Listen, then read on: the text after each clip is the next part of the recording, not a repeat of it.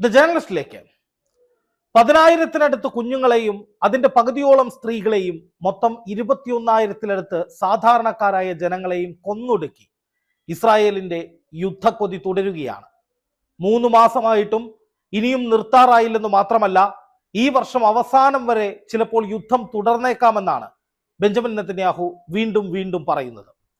യുദ്ധമെന്ന് പറഞ്ഞാൽ അത് യുദ്ധമല്ലെന്നും സാധാരണക്കാരെ, കുഞ്ഞുങ്ങളെ, സ്ത്രീകളെ, അഭയാർത്ഥികളെ, പരിക്കേറ്റ് ചികിത്സയിൽ കഴിയുന്നവരെ, ജീവച്ഛവങ്ങളായി കിടക്കുന്നവരെയൊക്കെ വീണ്ടും വീണ്ടും ആക്രമിച്ചു കൊല്ലുന്ന ഭീരുത്വം നിറഞ്ഞ പരിപാടിയാണെന്ന് ലോകം മനസ്സിലാക്കി കഴിഞ്ഞിരിക്കുന്നു. നേർക്കുനേർ യുദ്ധം എന്ന കരയുദ്ധത്തിൽ ഇസ്രായേൽ സൈന്യം തോറ്റോടുകയാണെന്ന സത്യവും ഹമാസ് ഉൾപ്പെടെയുള്ളവർ വീഡിയോകളാക്കി പുറത്തു വിട്ടും കഴിഞ്ഞു. പക്ഷെ അപ്പോഴും ഇസ്രായേൽ പറയുന്നത് ഞങ്ങൾക്കിനിയും യുദ്ധം ചെയ്യണം, ഞങ്ങൾക്കിനിയും പലതും നേടാൻ കഴിയുമെന്നാണ്. എന്താണ് നേട്ടമെന്ന് ചോദിച്ചാൽ പാവങ്ങളുടെ മരണം എന്നതിനപ്പുറം കാര്യമായ മറുപടി ഇസ്രായേലിൽ നിന്ന് കിട്ടില്ല. കാരണം ഹമാസിന്റെ വക്താക്കളൊക്കെയും ഇപ്പോഴും ജീവനോടെയുണ്ട്. ഹമാസിന്റെ ടണലുകളിൽ ഇപ്പോഴും ബന്ദികൾ ഇരിക്കുന്നു. അവരെ പിടിക്കാൻ ഇതുവരെ ഇസ്രായേലിന് കഴിഞ്ഞിട്ടില്ല. അതുകൊണ്ട് തന്നെ നേട്ടമെന്നൊന്നില്ല എന്ന് ഇസ്രായേലിനും പകൽ പോലെ വ്യക്തമാണ്. ലോകരാജ്യങ്ങളും അത് മനസ്സിലാക്കുന്നു. അതുകൊണ്ടാണ് അമേരിക്കയും പിന്മാറി തുടങ്ങുന്നത്. ലോകം മുഴുവൻ ഇപ്പോൾ വെടിനിർത്തൽ വേണമെന്ന ആവശ്യം ആവർത്തിച്ചുകൊണ്ടേയിരിക്കുന്നത്. അന്താരാഷ്ട്ര തലത്തിൽ ഒറ്റപ്പെട്ട സമ്മർദ്ദങ്ങൾക്ക് നടുവിൽ ഇസ്രായേൽ നിൽക്കുമ്പോഴും താനെന്തോ നേടിയെന്ന മട്ടിൽ നെതന്യാഹു ആവർത്തിക്കുന്നത് ഇനിയും യുദ്ധം, ഇനിയും യുദ്ധമെന്നാണ്. ഇത്രയും ക്രൂരതകൾ ചെയ്തു കൂട്ടിയ ഒരാൾക്ക് ശിക്ഷകൾ എന്തേ കൊടുക്കാത്തത്, എന്തേ ശിക്ഷകൾ കിട്ടാത്തത് എന്ന് പലരും ചോദിക്കുന്നുണ്ട്. അങ്ങനെ ചിന്തിക്കുന്നവർക്ക് ഇപ്പോഴൊരു മറുപടി എന്നോണം ഇസ്രായേലിൽ നിന്ന് അതിപ്രധാനമായൊരു വാർത്ത വന്നിരിക്കുന്നു. ഇസ്രായേൽ പ്രധാനമന്ത്രി ബെഞ്ചമിൻ നെതന്യാഹു അട്ടപ്പടലം കുടുങ്ങുകയാണ്. നെതന്യാഹു കൊണ്ടുവന്ന ഒരു പുതിയ ജുഡീഷ്യൽ റിഫോമിൽ നെതന്യാഹുവിന് വലിയ തിരിച്ചടി കിട്ടിയിരിക്കുന്നു എന്നുള്ളതാണ് പ്രധാനപ്പെട്ട വാർത്ത. ജുഡീഷ്യറിയുടെ പരമാധികാരം സർക്കാരിലേക്ക് എത്തിക്കാൻ വേണ്ടി നെതന്യാഹു കൊണ്ടുവന്ന ജുഡീഷ്യൽ റിഫോമിൽ സുപ്രീം കോടതി ശക്തമായി തിരിച്ചടിച്ചിരിക്കുന്നു.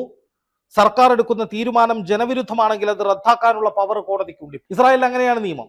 അതായത് സർക്കാർ എടുക്കുന്ന ഒരു തീരുമാനം പൊതുജന വികാരത്തിനെതിരാണ് എന്ന് കോടതി കണ്ടെത്തിയാൽ ആ നിയമം റദ്ദ് ചെയ്യാൻ കോടതിക്ക് അധികാരമുണ്ട്. അത് എടുത്തു കളയാൻ, ആ അധികാരം കോടതിയിൽ നിന്ന് എടുത്തു കളയാൻ വേണ്ടിയാണ് ഈ ജുഡീഷ്യറി റിഫോം ആക്ട് കൊണ്ടുവന്ന്, അല്ലെങ്കിൽ ജുഡീഷ്യറി റിഫോമിന് വേണ്ടിയുള്ള പദ്ധതികൾ കൊണ്ടുവന്ന് നെതന്യാഹു ഒരുപാട് നീക്കങ്ങൾ നടത്തിയത്. അതിനെതിരെ വലിയ പ്രതിഷേധം ഇസ്രായേലെമ്പാടും ശക്തമായി കൊണ്ടിരിക്കുകയായിരുന്നു ഈ യുദ്ധം ആരംഭിച്ചത്. അതിനുശേഷം ഈ വിഷയത്തെക്കുറിച്ച് ആരും അധികം സംസാരിച്ചിട്ടില്ല. കാരണം ഒരു രാജ്യം യുദ്ധത്തിൽ നിൽക്കുമ്പോൾ മറ്റു വിഷയങ്ങളൊന്നും അവിടെ പ്രസക്തമല്ല. അതുകൊണ്ട് തന്നെ നെതന്യാഹുവിനെതിരായ അഴിമതി കുറ്റം ഉൾപ്പെടെയുള്ളവ അവിടെ നിൽക്കുകയും ഈ ജുഡീഷ്യറി റിഫോം ആക്ട് നെതന്യാഹു കൊണ്ടുവന്ന ആ നിയമത്തെക്കുറിച്ച് അധികം സംസാരങ്ങൾ നടക്കാതിരിക്കുകയും ചെയ്യുകയായിരുന്നു. അതിനെതിരെയാണ് ഇപ്പോൾ നിർണായകമായ നീക്കമുണ്ടായിരിക്കുന്നത്. സുപ്രീം കോടതി നെതന്യാഹുവിന്റെ ഈ ജുഡീഷ്യൽ റിഫോം കൊണ്ടുവരാൻ കഴിയില്ല എന്ന് തീർപ്പ് പറഞ്ഞിരിക്കുകയാണ്. ഇതോടുകൂടി നെതന്യാഹു കുടുങ്ങുകയാണ്. കാരണം നെതന്യാഹുവിനെതിരെ നിരവധി അഴിമതി കേസുകൾ അവിടെ നിൽപ്പുണ്ട്. ക്രൈം മിനിസ്റ്റർ എന്ന് വിളിച്ചുകൊണ്ട് ജനങ്ങൾ പ്ലക്കാർഡുകളുമേന്തി ഇസ്രായേൽ ടെല്ലവീവ് ഉൾപ്പെടെയുള്ള ഇടങ്ങളിൽ പ്രതിഷേധങ്ങൾ നടത്തുന്നതിന്റെ നിരവധി ദൃശ്യങ്ങൾ ഈ യുദ്ധം തുടങ്ങുന്നതിന് മുമ്പ് ധാരാളമായി പുറത്തു വന്നിരുന്നു. അതായത് അവിടെ നെതന്യാഹുവിനെതിരെ വലിയ ജനരോഷം ഉയർന്നു നിൽക്കുന്ന ഒരു സമയത്താണ് ഈ യുദ്ധം പൊട്ടിപ്പുറപ്പെടുന്നത്. ഈ യുദ്ധത്തിലേക്ക് നെതന്യാഹു നീങ്ങിയതോടുകൂടി നിലവിലെ ക്യാബിനറ്റ് പോലും അപ്രസക്തമാക്കിക്കൊണ്ട് ഒരു വാർ ക്യാബിനറ്റ് കൊണ്ടുവന്നു. ഈ വാർ ക്യാബിനറ്റ് വന്നതോടുകൂടി മന്ത്രിമാരുടെ പദവികൾ, അവരുടെ തീരുമാനങ്ങൾ, അവരുടെ അഭിപ്രായങ്ങളൊക്കെ അപ്രസക്തമാവുകയോ അല്ലെങ്കിൽ മറ്റു വിഷയങ്ങളിലേക്ക് പോകാതെ മുഴുവൻ മന്ത്രിസഭയും ഈ യുദ്ധത്തിലേക്ക് ശ്രദ്ധ കേന്ദ്രീകരിക്കുകയോ ചെയ്തു.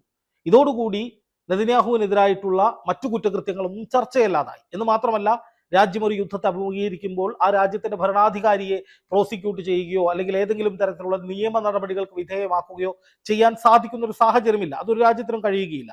അപ്പൊ അതുകൊണ്ട് ഈ യുദ്ധം ഇങ്ങനെ നിലനിന്ന് പോകുമ്പോൾ അതിൽ ഏറ്റവും കൂടുതൽ ആനുകൂല്യം കിട്ടുന്ന ഒരാളായി നെതന്യാഹു മാറുന്ന സാഹചര്യം ഉണ്ടായിരുന്നു. അതുകൊണ്ടാണ് ഈ യുദ്ധം എന്ന് പറയുന്നത് നീണ്ടു നിൽക്കേണ്ടത് നെതന്യാഹുവിന്റെ ഒരു ആവശ്യമാണ് എന്ന് ആദ്യം മുതലേ വിലയിരുത്തലുകൾ വന്നത്. എന്തായാലും ഈ യുദ്ധം ഇങ്ങനെ നീണ്ടു നിൽക്കുന്ന ഒരു സാഹചര്യത്തിൽ നെതന്യാഹു സുരക്ഷിതനാണ്. അദ്ദേഹത്തിനെതിരെ കടുത്ത നടപടികൾ ഉണ്ടാകില്ല. കാരണം ഈ ജുഡീഷ്യൽ റിഫോം ആക്ട് എന്ന് പറയുന്ന സംഗതി നെതന്യാഹു കൊണ്ടുവരാൻ പോവുകയാണ്. അല്ലെങ്കിൽ അതുമായി ബന്ധപ്പെട്ട തർക്കങ്ങൾ കോടതിയിൽ തന്നെ നിൽക്കുകയാണ്. അതുകൊണ്ട് തന്നെ ഈ സുപ്രീം കോടതിക്കുള്ള പരമാധികാരം എടുത്തു കളയാനുള്ള നെതന്യാഹു സർക്കാരിന്റെ നീക്കം വിജയിച്ചാൽ, അല്ലെങ്കിൽ ഈ യുദ്ധം നിലനിൽക്കുന്നുകൊണ്ട് അത് വിജയിക്കാനുള്ള സാധ്യതകൾ കൂടുതലാണ്. അല്ലെങ്കിൽ അതിന്മേൽ സുപ്രീം കോടതി ഒരു വിധി പറയാൻ സാധ്യതയില്ല എന്ന് നെതന്യാഹു കരുതിയിരുന്നപ്പോഴാണ് ഇത്തരത്തിൽ ഒരു തന്ത്രപ്രധാനമായ നീക്കം കോടതിയുടെ ഭാഗത്തു നിന്നുണ്ടാകുന്നത്. നെതന്യാഹു കൊണ്ടുവന്ന ആ ഭരണ മാറ്റം അല്ലെങ്കിൽ ആ നിയമനിർമ്മാണം കോടതി എടുത്തു കളഞ്ഞു. ഇതോടുകൂടി സർക്കാർ എടുക്കുന്ന തീരുമാനത്തിനെതിരെ സുപ്രീം കോടതിക്ക് അന്തിമ തീരുമാനമെടുക്കാൻ കഴിയും. അതുപോലെ തന്നെ ഭരണപക്ഷത്തിനൊപ്പം പ്രതിപക്ഷത്തിനും അവിടെ ജഡ്ജിമാരെ നിയമിക്കാനുള്ള അധികാരമുണ്ടായിരുന്നു. അതായത് ഭരണപക്ഷവും പ്രതിപക്ഷവും ഒക്കെ കൂടി ചേർന്നാണ് ഇസ്രായേൽ ജഡ്ജിമാരെ നിയമിച്ചുകൊണ്ടിരുന്നത്. പക്ഷേ ഈ നെതന്യാഹുവിന്റെ പുതിയ ജുഡീഷ്യൽ റിഫോം പ്രകാരം സുപ്രീം കോടതി ജഡ്ജിയെ നിയമിക്കാനുള്ള അധികാരം അത് ഭരണപക്ഷത്തിന് മാത്രമാക്കി ചുരുക്കി പറഞ്ഞാൽ ജുഡീഷ്യറിയെ നിശ്ചലമാക്കുക, ജുഡീഷ്യറിയിലൂടെ സർക്കാരിനെതിരെ ഒരു ഇടപെടലുകളും നടത്താതിരിക്കുക, സർക്കാരുമായി ബന്ധപ്പെട്ട പദവികൾ ഇരിക്കുന്നവരെ പ്രോസിക്യൂട്ട് ചെയ്യാൻ കഴിയാത്ത സാഹചര്യം ഉണ്ടാക്കുക തുടങ്ങി ജുഡീഷ്യറിയെ പൂർണ്ണമായും നിരായുധീകരിക്കുന്ന അല്ലെങ്കിൽ അതിനൊരു ബലവും ഇല്ലാതാക്കുന്ന വിധത്തിലുള്ള ഒരു നീക്കത്തിനായിരുന്നു നെതന്യാഹു തുടക്കമിട്ടത് അല്ലെങ്കിൽ കണക്ക് കൂട്ടിയത്. പക്ഷേ ആ നീക്കത്തിന് ശക്തമായ തിരിച്ചടി കിട്ടിയതോടുകൂടി നെതന്യാഹു അട്ടപ്പട്ടലം കുടുങ്ങിയിരിക്കുകയാണ്. ആലോചിച്ച് നോക്കുക, സ്വന്തം ജനതയ്ക്ക് നെതന്യാഹുവിൽ വിശ്വാസമില്ലാതായി മാറി. നെതന്യാഹു യുദ്ധം തുടങ്ങുമ്പോൾ ലോകത്തോട് പറഞ്ഞത് ഈ രാജ്യത്തിന് വേണ്ടിയാണ് ഞാൻ ഈ യുദ്ധം പ്രഖ്യാപിക്കുന്നതെന്നായിരുന്നു. ഹമാസിനെ തുടച്ചു നീക്കുക, ബന്ദികളെ ജീവനോടെ കൊണ്ടുവരിക, ടണലുകൾ മുഴുവൻ തകർക്കുക, ഹമാസിനെ പൂർണ്ണമായും ഇല്ലാതാക്കുക, ഗാസ പിടിച്ചെടുക്കുക തുടങ്ങി നിരവധി ലക്ഷ്യങ്ങൾ നെതന്യാഹു ഓരോ ദിവസവും മാധ്യമങ്ങളിലൂടെ പുറം ലോകത്തേക്ക് അറിയിച്ചുകൊണ്ടേയിരുന്നു. പക്ഷെ ഇതിലൊരൊറ്റ ലക്ഷ്യം പോലും പൂർത്തീകരിക്കാനായില്ലെന്ന് മാത്രമല്ല 21,000 പാവങ്ങളെ കൊന്ന പാപക്കറ നെതന്യാഹുവിന്റെ മേലുണ്ട്. അതിൽ തന്നെ 10,000-ഓളം കുരുന്നുകൾ.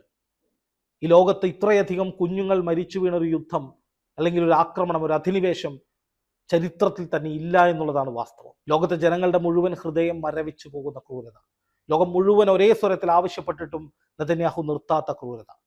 സ്വന്തം രാജ്യത്തിന് വേണ്ടിയാണ്, ഇസ്രായേലിന് വേണ്ടിയാണെന്നാണ് അദ്ദേഹം പറയുന്നത്. പക്ഷെ ഇപ്പോൾ നെതന്യാഹുവിനെതിരെ ഏറ്റവും കൂടുതൽ പ്രതിഷേധം ഉയരുന്ന രാജ്യങ്ങളിലൊന്നും ഇസ്രായേലാണ്. ഇപ്പൊ എത്രയോ ദൃശ്യങ്ങൾ ഈ ന്യൂ ഇയറിനോടനുബന്ധിച്ചൊക്കെ പുറത്തു വന്നു. വിവരമുള്ളവരത് പല മാധ്യമങ്ങളിലൂടെയും കണ്ടിട്ടുണ്ടാകും. ദൃശ്യങ്ങളാണ്. ആ ദൃശ്യങ്ങളിലൊക്കെ നെതന്യാഹുവിനെതിരെയുള്ള പ്ലക്കാർഡുകളുമായിട്ട് ഇസ്രായേൽ ജനത തെരുവിലിറങ്ങിയിരിക്കുകയാണ്. എന്താണ് കാരണം? ആ കാരണം എന്താണെന്ന് പറഞ്ഞാൽ ഈ ബന്ദികളെ തിരിച്ചു കൊണ്ടുവരുന്നില്ല, സൈനികരെ കൊലയ്ക്ക് കൊടുക്കുന്നു, അതുപോലെ തന്നെ ഈ ജുഡീഷ്യറിയുടെ പവർ ഇല്ലാതാക്കുന്നു. അതൊക്കെ എല്ലാ വിഷയങ്ങളും കണക്ട് ചെയ്ത് വരികയാണ്. യുദ്ധത്തിൽ വിജയിക്കാൻ ഇസ്രായേലിന് കഴിയുന്നേയില്ല. നെതന്യാഹു പ്രഖ്യാപിച്ച പ്രഖ്യാപനങ്ങളൊക്കെ ജലരേഖയായി നിലകൊള്ളുകയാണ്. ഇപ്പൊ ഹമാസിനെ തീർക്കുമെന്ന് പറഞ്ഞ് പോയിട്ട് 3 മാസമായി. രാജ്യത്തിന്റെ ചെലവ് എത്രത്തോളം ഉയരുന്നു, ബാധ്യതകൾ എത്രത്തോളം, സാമ്പത്തിക ബാധ്യത എത്രത്തോളം ഉയരുന്നു എന്ന് ആലോചിച്ച് നോക്കുക. 3 മാസമായി, 90 ദിവസത്തിലേക്ക് യുദ്ധം കടക്കുകയാണ്. സൈനികമായി ഉണ്ടാകുന്ന നാശനഷ്ടങ്ങൾ വേറെ, ഈ അധിക ചെലവ്, സാമ്പത്തികമായി ഉണ്ടാകുന്ന വലിയ ബാധ്യത. ഒരു യുദ്ധത്തിന് എത്രത്തോളം ചെലവ് വരുമെന്ന് നമുക്കറിയാം, ഏകദേശ ധാരണ ഉണ്ടാകും. അത്രയും ഭീമമായ സാമ്പത്തിക ചെലവ്. അതുകൊണ്ടൊന്നും ഒരു നേട്ടവും ഉണ്ടാകുന്നില്ല. നാടിന്റെ സമ്പത്ത് മുഴുവൻ, രാജ്യത്തിന്റെ സമ്പത്ത് മുഴുവൻ യുദ്ധത്തിന് വേണ്ടി വിനിയോഗിക്കുക. അതുകൊണ്ട് എന്താ നേട്ടമെന്ന് ചോദിച്ചാൽ ഇസ്രായേൽ ലോകരാജ്യങ്ങൾക്കിടയിൽ ഒറ്റപ്പെടുന്നു, ലോകത്തിന്റെ പ്രതിഷേധം ശക്തമാകുന്നു. അതുപോലെ തന്നെ ഇപ്പോ ചരക്ക് കടത്ത് ചെങ്കടലിലൂടെ ഇല്ലാതായതോടുകൂടി രാജ്യം ക്ഷാമത്തിലേക്ക് പോകുന്നു. അവശ്യവസ്തുക്കൾ കിട്ടാതാകുന്ന സാഹചര്യം മുന്നിൽ തന്നെയുണ്ട്.